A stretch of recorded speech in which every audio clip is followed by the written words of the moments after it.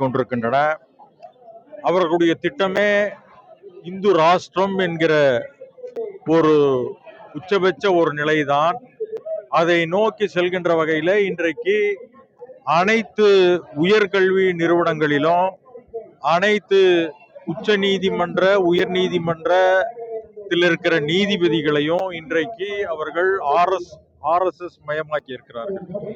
அந்த வகையிலே இங்கே இருக்கிற உயர் நீதிமன்றத்தினுடைய நீதிபதி ஒருவர் தான் ஆர்எஸ்எஸ் ஆக இருந்தாலும் அதை தன்னுடைய பணியிலே காட்டக்கூடாது என்பதை முழுதும் மறந்து அவர் ஒரு முழு ஆர்எஸ்எஸ் ஆகவே இன்றைக்கு இங்கே நடந்து கொண்டிருக்கிறார்.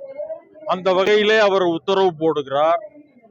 அதுல எதிர்த்தரப்புக்கு வாய்ப்பு கூட கொடுக்காமல் மிக குறுகிய காலத்திலேயே அவருடைய உத்தரவுகளை அவர் நிறைவேற்றி கொண்டிருக்கிறார்.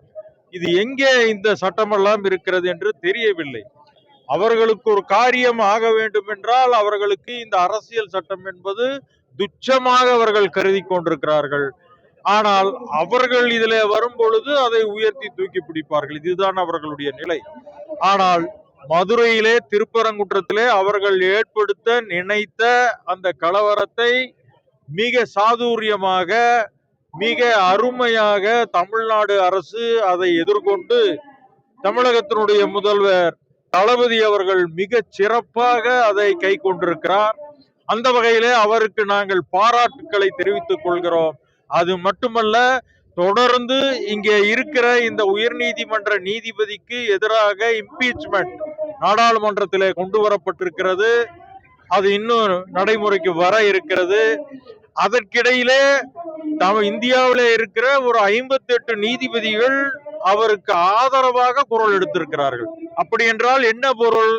இன்றைக்கு இருக்கிற நீதிபதிகள் அத்துணை பேரும் இன்றைக்கு ஆர்எஸ்எஸ் மயமாக்கப்பட்டிருக்கிறார்கள் என்பதுதான் அதன் பொருள்.